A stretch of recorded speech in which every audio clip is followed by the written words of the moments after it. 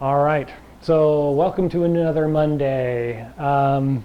We've just left the dragon moon, or we're just leaving the dragon moon, another week actually, but we're starting to feel the difference. One of the great things about this time of year, we talked about just a few minutes ago, off camera, we just talked about confidence is returning for the spring. Well, we're moving from spring to early summer, and so now motivation is really strong. So not only has confidence returned, but the idea that, ooh, I want to get this done and this done and this done and this done, right? We've got a group of things that we want to do, and we're actually motivated in the direction. So we're starting to move more. We're getting up more. We're feeling less lethargic in some ways. We're feeling less tired or concerned about, is this going to be okay? Will I be safe? Things like that. It's all waned away, and now we're out doing things. The sun's out pretty regularly, even though it's really windy and cold from time to time. It's really good weather. And so now we're starting to look at things outside the body more. And so today's reading, dominant, right, is the sun is becoming dominant in the sky, which is what the reading was all about. And so then I made an extrapolation of that idea in being, well, when you set up a garden, you want to set up the garden so that the plants that need all the sun are in the front, and the plants that need all the shade are in the back, right? We organize it properly to get the proper, well, then the sun is dominant because it's the center of our focus of how are we going to lay things out. But it doesn't dominate us, right? It's not a superior thing, really. But we as Westerners kind of look at it that way. We see it dominant. Ooh, dominant, I'm going to do whatever, right?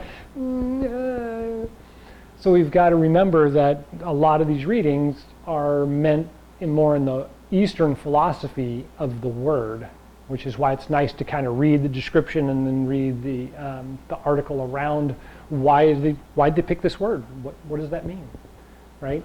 And so today, what we're going to look at is how does that affect movement, right?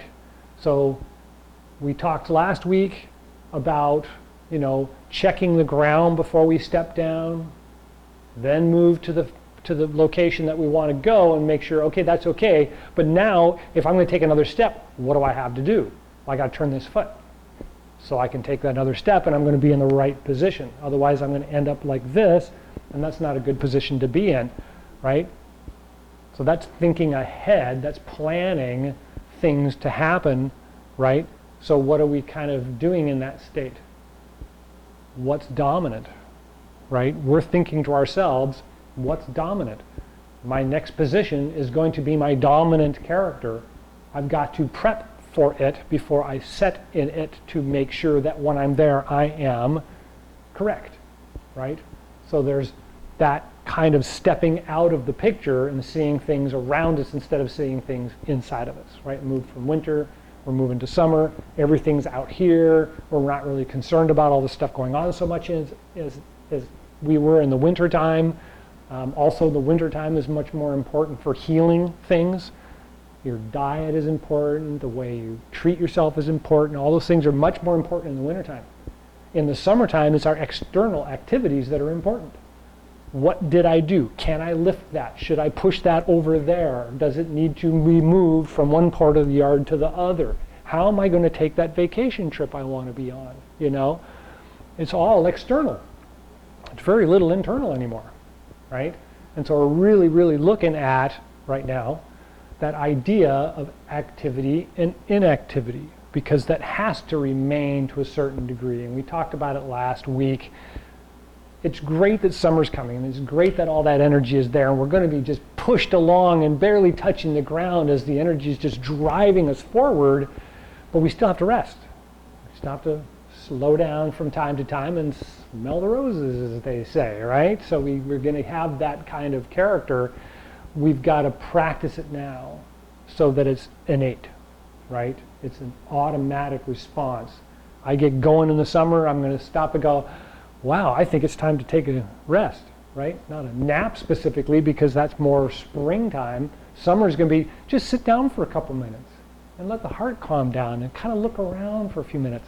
And that's going to be very supportive, right? Because the rest of the energy is moving so fast, lying down taking a nap, maybe, not so much. Fall, sure. Fall comes back around, great. Lie down, take a nap. Boom, I'm out for an hour. What happened? I fell asleep for an hour. Yeah, exactly. You needed it, right? So all that's coming up. So any questions about the reading this morning and the change of the season? Because I just kind of grouped those two together really quick. Okay. So the two things that I want to look at is inactivity, right? And so I'm standing here, I'm not sitting down, I'm not lying down, and a lot of people consider standing an activity. But I'm not really doing anything, so is that an inactive activity? Right? I'm not really doing anything. I'm just standing here. So it's an inactive activity. If I'm standing here like this, which is my normal mode of operation, right? That's an active inactivity, right? I'm very active doing nothing. I'm just, squirrels going around in my head and nothing else is happening, right? But I'm burning energy and I'm burning nervous system, right? The nervous system's just going crazy. So you really have to recognize how that works in the system so that we can actually be active and relaxed at the same time.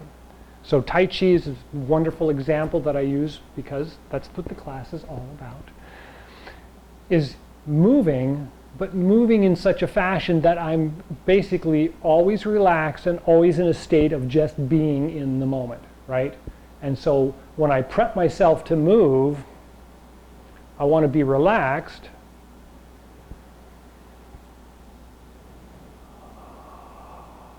Through the whole movement.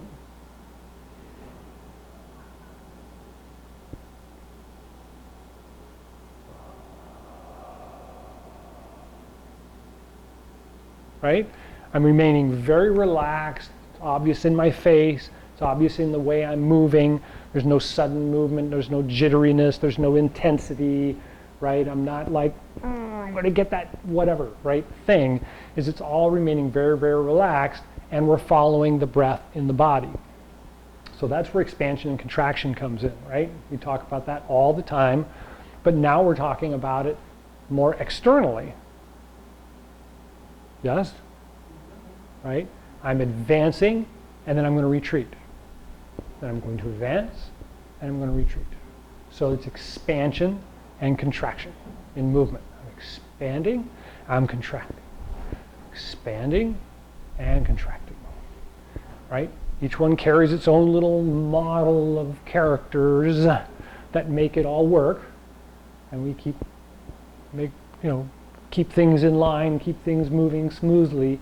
We do the practices. So let's take a look at the first practice, which is getting the body to move, actually getting the body to react the way we want it to react. And our primary reaction is making sure the feet are in the right place when we do something.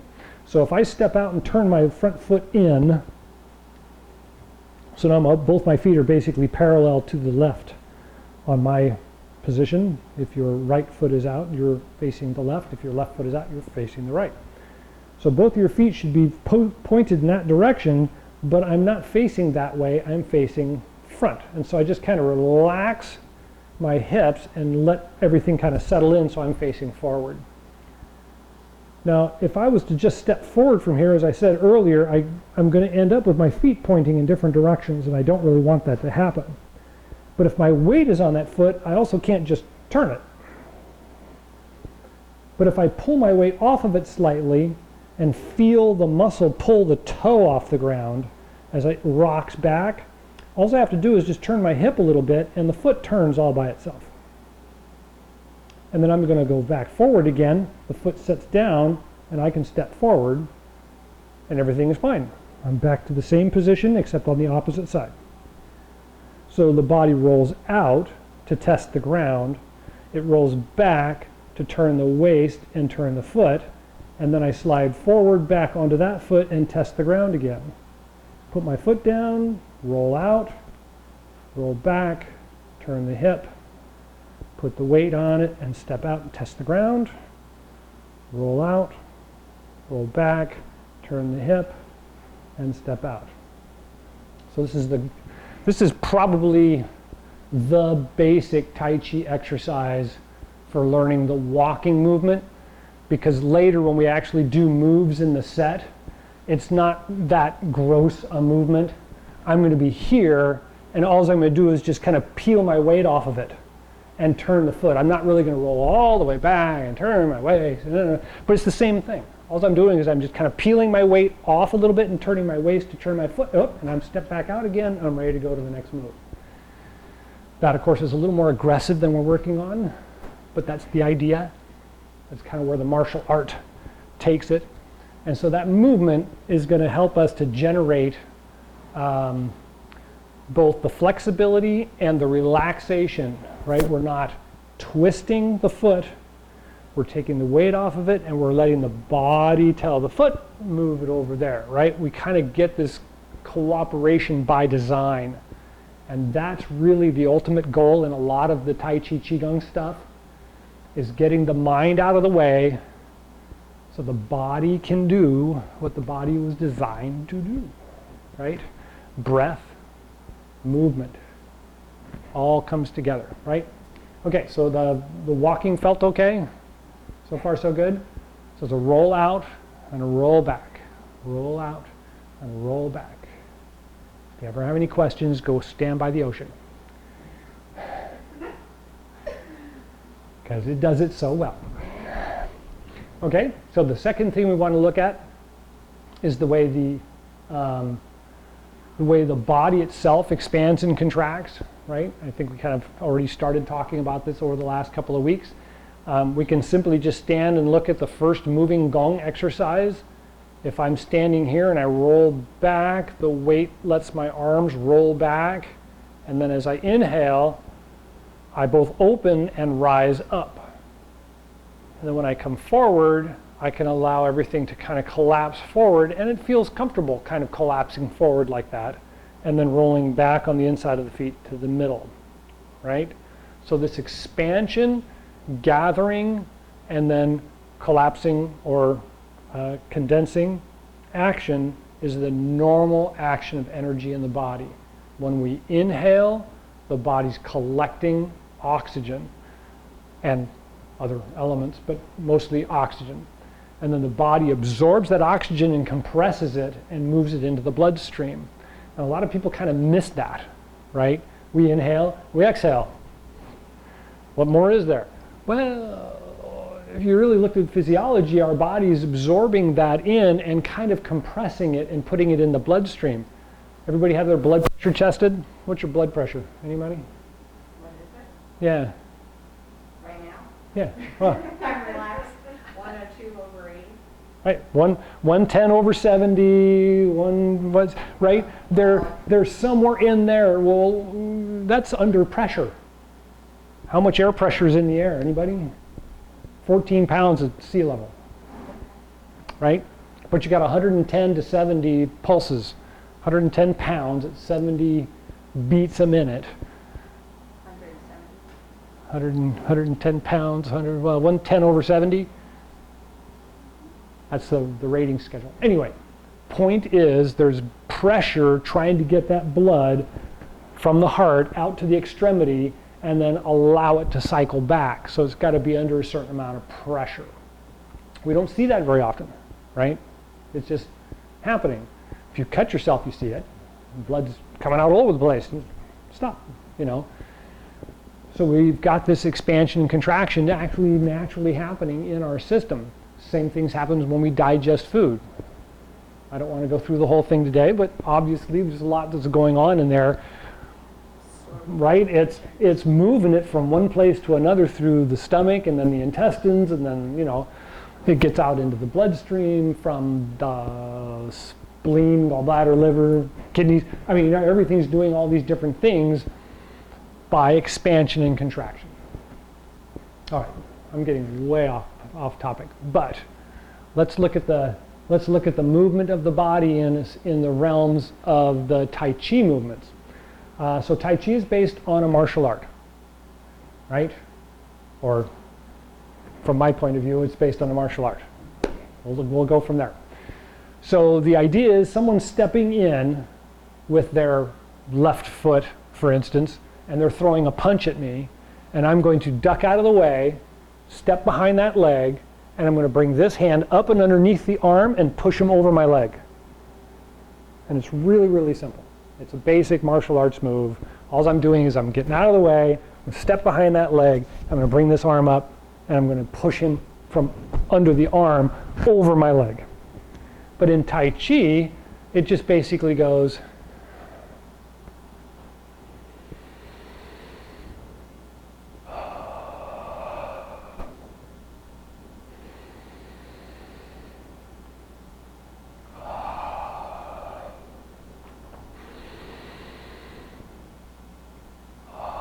so you really see from my breath expansion and contraction, right? Expansion and contraction. And so let's take a look at how that move actually works. Why don't we all start on that wall?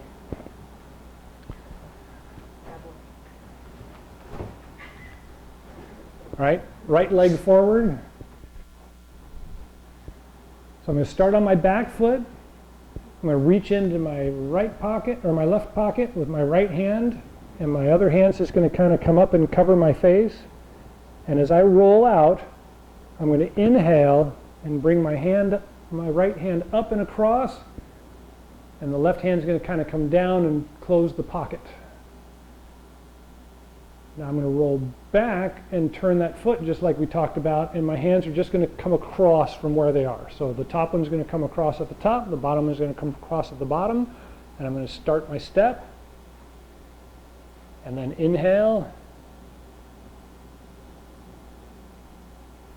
and then exhale, and just try and follow along. Inhale, and exhale.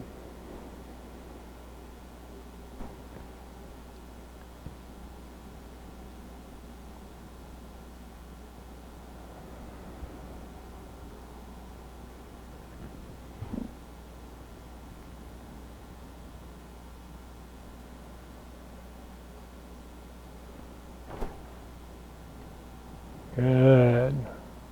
Excellent. All right, a couple more times. As best as you can.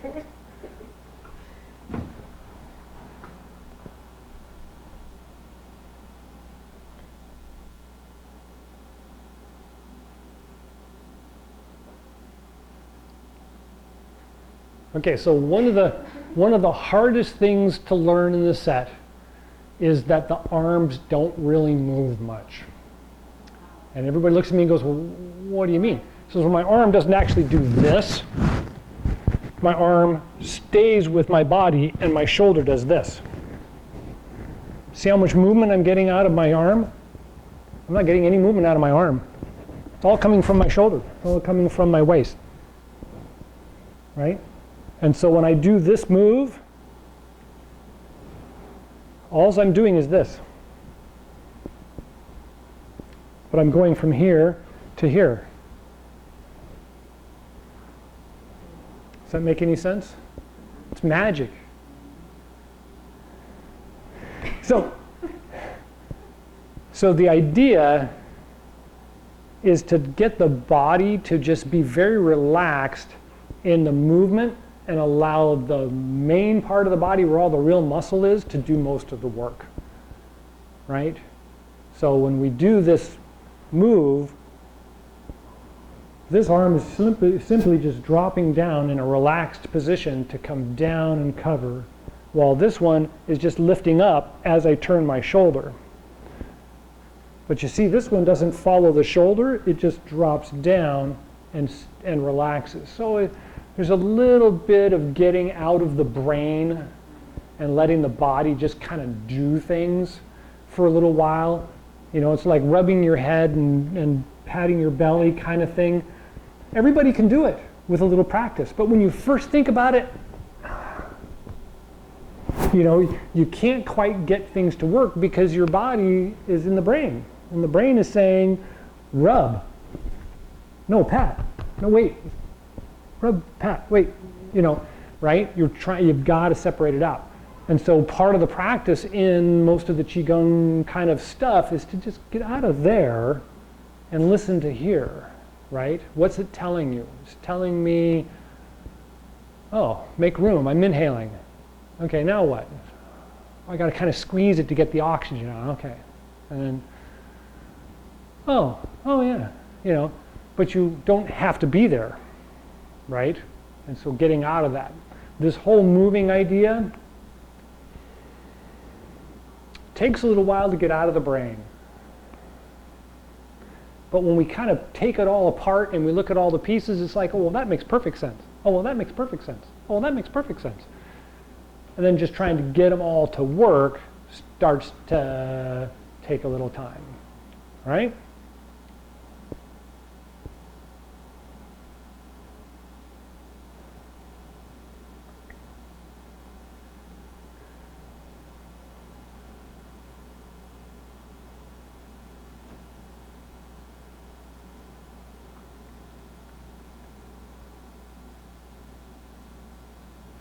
Good.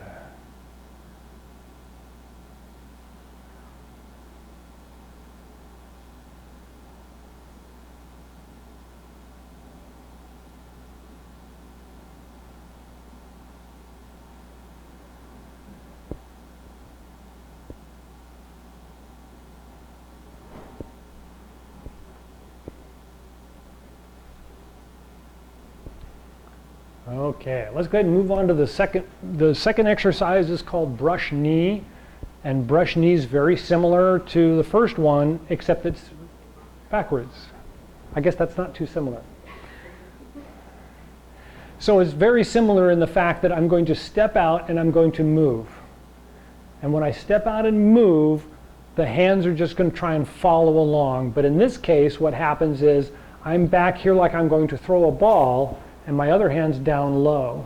And as I roll onto that foot, I'm going to brush my knee, which is why the technique is called brush knee. And at the same time, this hand's just going to go straight out.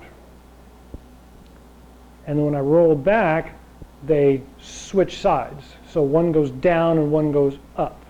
And then when I step out, it does the same thing, right? It pushes out. So push out here to the front. You want to be pushing directly in front of yourself. There you go. Try and stay down on your feet so that you don't roll off of your heel. Good. Out here to the front.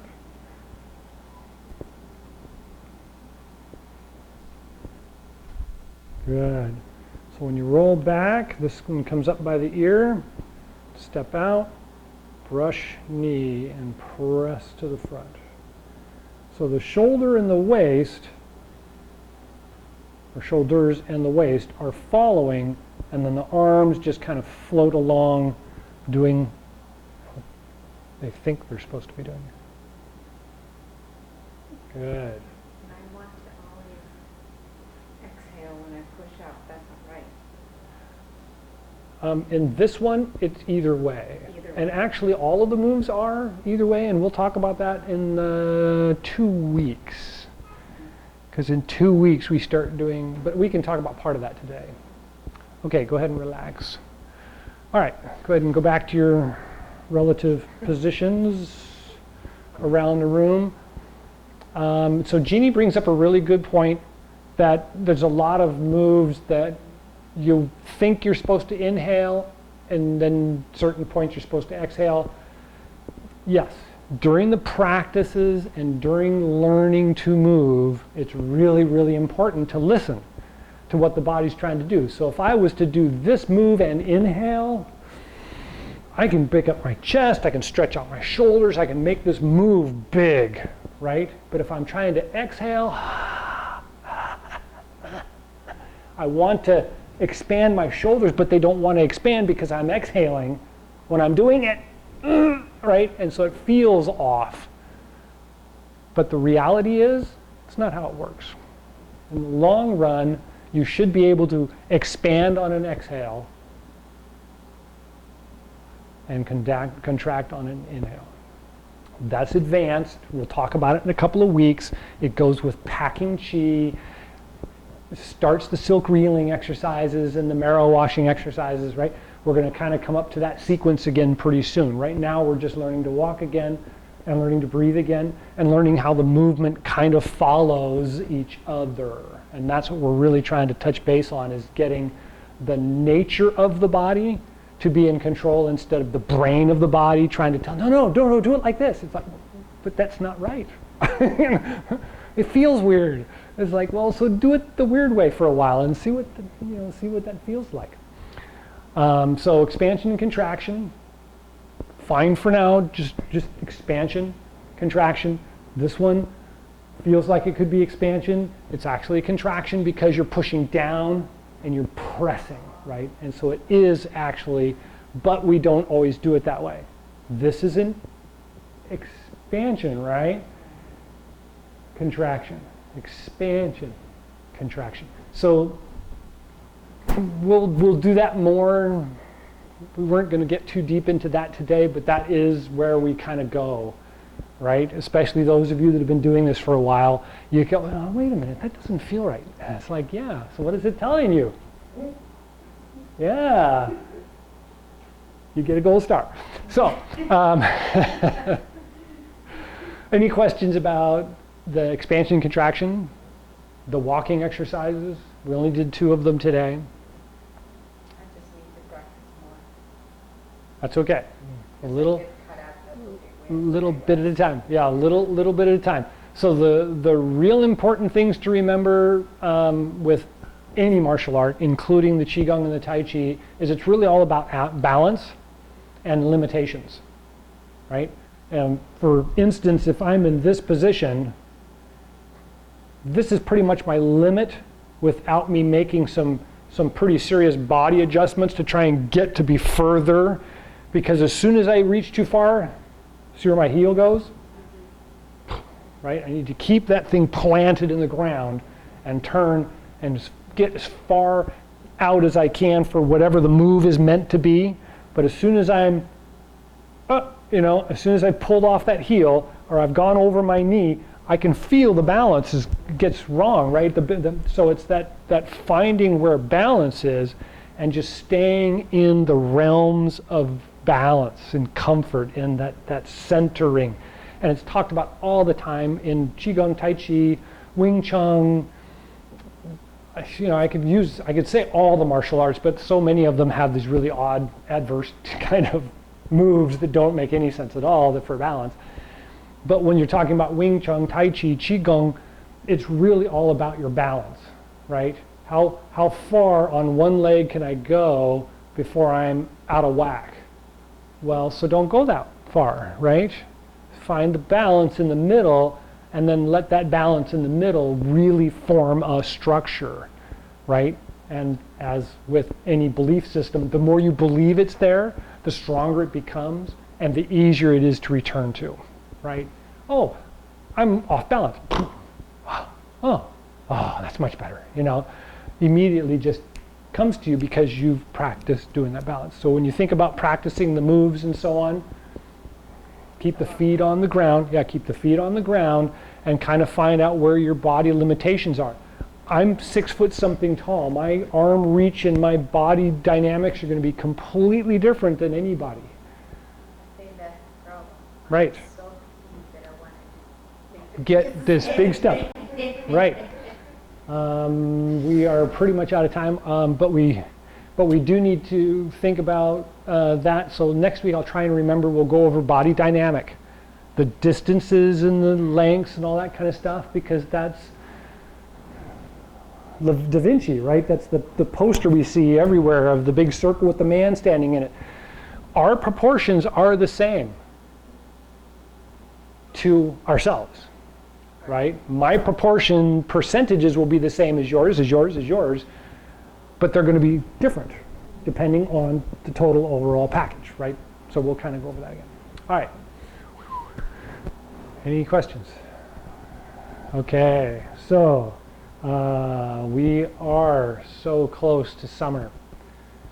A lot of the difference in the way that the energy in the body works is that now that we've moved from spring into early summer, we're receiving more energy than we did in the wintertime. So when we leave here and we've got this nice centered feeling and everything's great, and we come in contact with a bunch of rowdy kids flying by us, it's going to throw that all out of balance. Because our receptors are wide open right now. And so this exercise, Chi Gung, is a closing exercise. I always call it putting the armor on, because it basically kind of settles everything down, tunes everything into a nice balanced column so that when we leave here, it's not shaken every time somebody goes by us with some kind of attitude, or somebody with an attitude comes into your face and goes whatever crazy they want to be. You can just sit there and go, okay, maybe you should talk to your counselor. I'm your counselor. Let's go sit in the office. Calm down, right? We got to be able to kind of keep that energy in place. And at this time of year, instead of just being the closing exercise, we kind of want to think about it as putting on the armor. So each time we bring our hands down and we do that closing exercise, we want to kind of think about putting on another layer of protection that helps us to keep the energy that we're gathering here. Right, exactly. All right?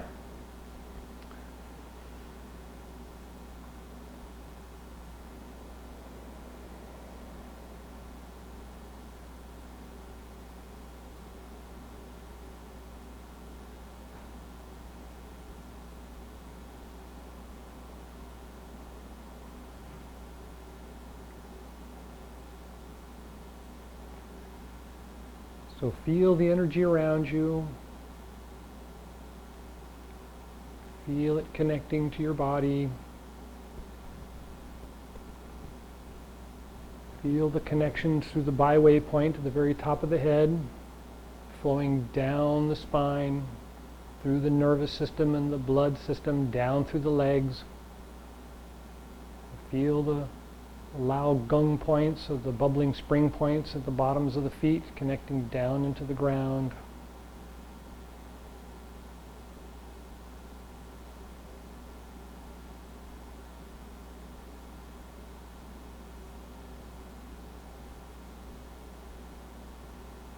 And when you're ready, turn the palms out, inhale, rise up, gather the universal chi.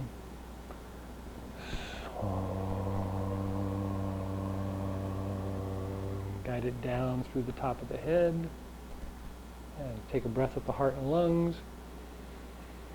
Exchange the energy there.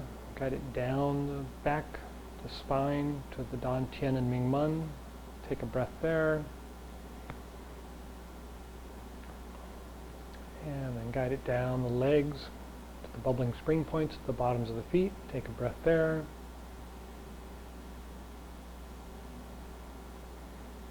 And just take a couple of breaths and feel the energy that we've gathered around us sink in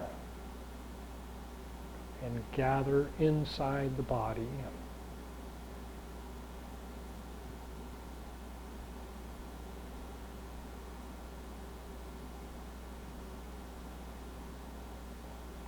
And when you're ready, palms out, inhale, rise up.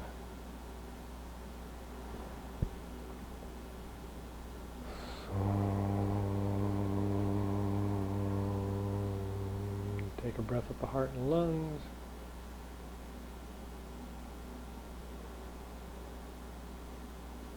And the Dan Tien and Ming Men.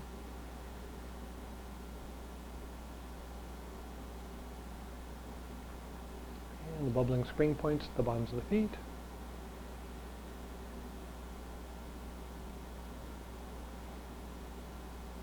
And take a couple more breaths and just feel the energy filling the body, forming a skin over your own skin.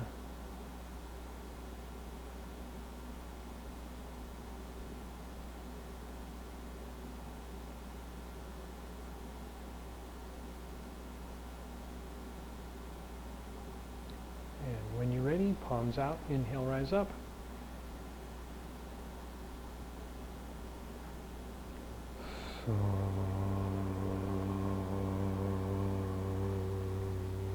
Take a breath at the heart and lungs.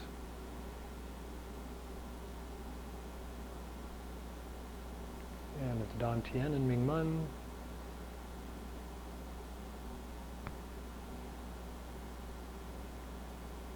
And the bubbling spring points at the bottoms of the feet.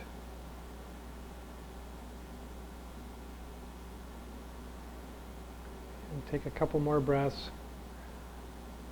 Feel that full of energy. Feel the shield around the body like a ball of glowing energy.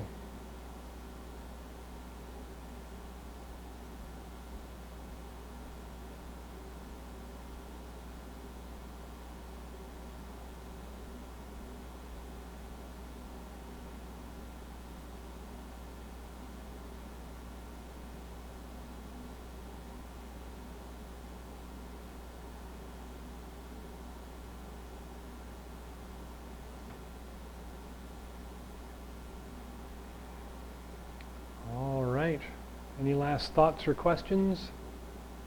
No. Thank you all for coming. Enjoy the rest of the day.